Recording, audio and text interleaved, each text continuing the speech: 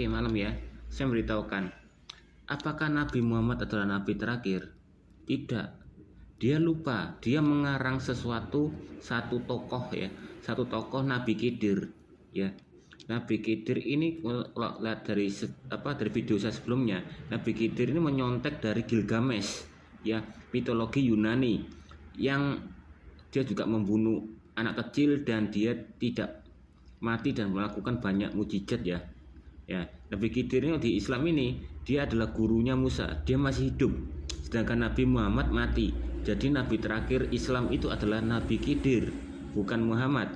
Nah, kalau Yesus nabi terakhir, ya, dia tidak Yehova tidak pernah mengirim nabi-nabi lagi setelah Yesus itu terangkat ke surga, dan dia mempercayakan semua penginjilan itu kepada anak-anaknya ya, yaitu orang-orang Kristen ini ya, siapa yang percaya pada dia ya, untuk jadi pengganti dan penginjil. Nah, sebagai nabi, jadi itu ya, dengan dibantu oleh tuntunan Roh Kudus ya, untuk bersyafaat dan bernubuat dan sebagainya ya, untuk menginjili. Jadilah kamu terang dunia ya, karena sesuatu yang gelap kena terang akan terbongkar. Yang seperti saya katakan ya, bagaimana agama Kristen menjadi benar, yaitu Yehova akan membongkar semua ajaran-ajaran orang Islam dan membongkar semua kuburan-kuburan Islam dan membongkar semuanya. Nah, makanya saya katakan itu ya, Nabi Suman, Nabi Donditan dan Nabi Rifah itu ya, dan Nandar itu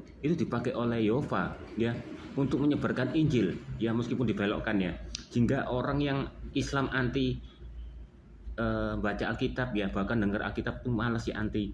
Gara-gara Donditan dan Zuma ini, Nabi Zuma ini, semua orang bisa mendengarkan. Jadi penasaran dan bergaya-gaya ingin melawan apologet Kristen, dan sama Kristen dilihat ini loh sepertinya seperti ini. Akhirnya penasaran, dan sehingga ayat-ayat yang dibacakan oleh Donditan akan menimbulkan rema, dan firman itu tidak akan kembali sia-sia ya, dan itu akan banyak kemurtadan terjadi, dan kuburan-kuburan Islam juga dibongkar sama Yehova ya, semua dibongkar semua ya, pesantren-pesantrennya dibongkar, semua ustadz habibnya dibongkar, semua sifat-sifatnya kena terang itu tadi ya.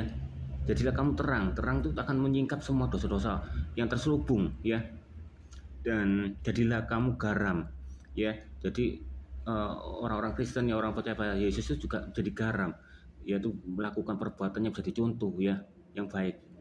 Jadi itu ya beritanya ya, berarti menandakan bahwa Nabi Khidir adalah nabi terakhirnya umat Islam, bukan Muhammad. Muhammad mati.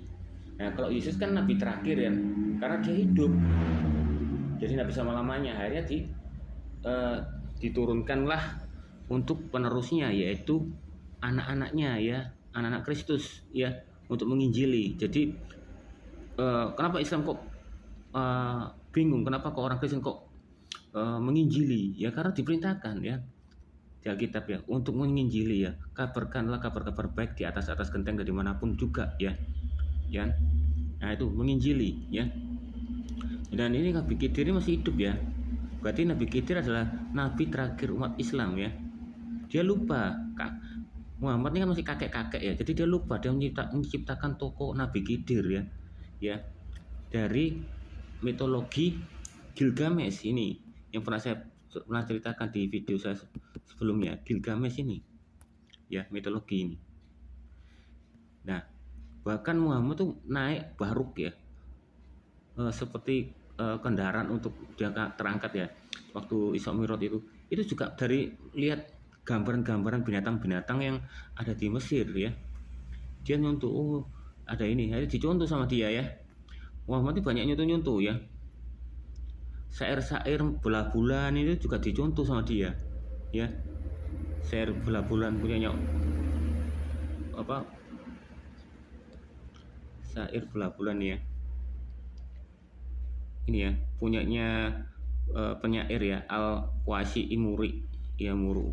Ini kan waktu anaknya Muhammad mengatakan tentang bola bulan, baru anaknya yang penyairnya ngomong, itu dia kak yang kamu ayahmu ya, kau curi ayatku, puisi ayahku buat kamu seperti ayat kan ya. Sebelum video-video saya pernah tunjukkan juga kan, waktu Muhammad lahir ya, lalu disesar melalui Allah itu, bulan itu sempat terbelah Dan di hadits mengatakan di hari kiamat akan bulan juga. Dan di waktu Muhammad dewasa juga menunjukkan mukjizat belah bulan juga. Berarti 3 kali belah bulan itu terjadi. Jadi yang mana yang benar ya? Ya, kalau kita ketahui ini ya, bulan nih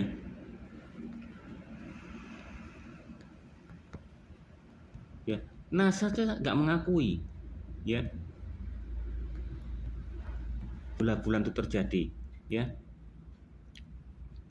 Itu hal yang sangat bahaya. Sedangkan di Alkitab aja ya, Tuhan menghentikan waktu itu hanya berapa detik atau berapa menit ya, atau nggak terlalu lama-lama. Itu juga bisa membahayakan. Apalagi Allah mengizinkan Muhammad membelah bulan. Apa fungsinya? Itu membahayakan. Akan terjadi pasang surut air dan menyebabkan bencana-bencana yang ada di mana-mana gitu loh. Ya ini bahkan nih yang hal kayak gini dianggap belah ini silulit ini ya. Ini aja cuma nggak sampai separuhnya bulan aja nggak sampai, apalagi mengelilingi bulan ini ya sepenuh sak bulan tuh nggak sampai ya. Tuh nggak sampai tuh, hanya berapa meter aja itu dianggap bulan tuh terbelah gitu loh ya. Ini editan ini, yang ini sampai penuh nih editan. Aslinya itu sebetulnya tuh cuma menurut NASA itu cuma segini. Nah bahkan Islam mengakui bumi itu adalah hamparan. Ada yang membuktikan hamparan itu adalah lonjong gundulmu. Buktinya di hadits ya, Bilal menghamparkan kain untuk Muhammad meminta kolektor waktu dia khotbah. Ada haditsnya, Anda bisa lihat video saya. Dan juga Muhammad menghamparkan daun kurma untuk dia buat makan.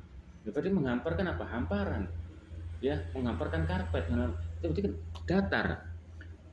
Dan kebetulan NASA ini ya melakukan tipuan ya zaman dulu untuk membuktikan barang siapa negara yang paling cepat mendarat di bulan adalah negara yang terhebat. Makanya NASA itu menciptakan itu tipuan ya. Tapi dia mempercayai seluruh negara percaya bahwa bumi itu bulat. Bahkan ya bedanya Christopher Columbus ya, penemu benua Amerika ya, dia mempunyai peta kulit ya, tapi dia mempercayai bumi itu bulat karena dia apa? Mengelilingi bumi, pernah mengelilingi bumi ya, dari barat ke timur. Kalau dari utara ke selatan nggak bisa, soalnya terhalang oleh batu es dari selatan itu. Kalau mau ya menjelajahi kutub es baru tembus ya, itu bukan dinding ya. Nah jadi Christopher Columbus sama yang Maluku itu, yang orang luar itu yang mendarat ke Maluku itu juga mempercayai bumi itu bulat. Nah nenek moyang kita adalah seorang pelaut, itu sudah membuktikan bumi itu bulat. Jadi nggak perlu pakai GoPro gitu ya, atau video kamera diterbangkan ke balon gini menandakan bumi itu datar atau bulat. Nggak perlu, kita cukup lihat orang yang sedang melaluinya, yaitu adalah nenek moyang kita pelaut ya, dia sudah menjelajahi semua ya, sudah dibuktikan gitu loh. Kenapa harus kembali ke masa lalu ya? Memang NASA itu memang membuktikan pendaratan bulan itu palsu. Dia membuktikan bahwa siapa negara yang pertama kali yang menginjak di bulan adalah negara yang terhebat. Makanya diciptakan palsu itu karena berlomba-lomba. Tapi semua meyakini bumi itu adalah bulat ya.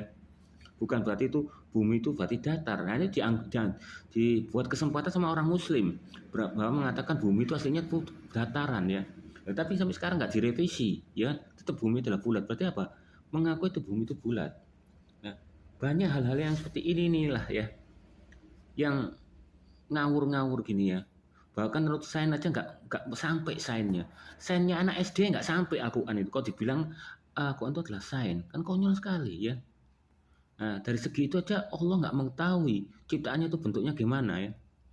Nah, sedangkan di Yesaya 40 ayat 22 mengatakan bumi itu adalah bulat. Bahasa Inggrisnya globe ya. Ya begitulah. Salam waras.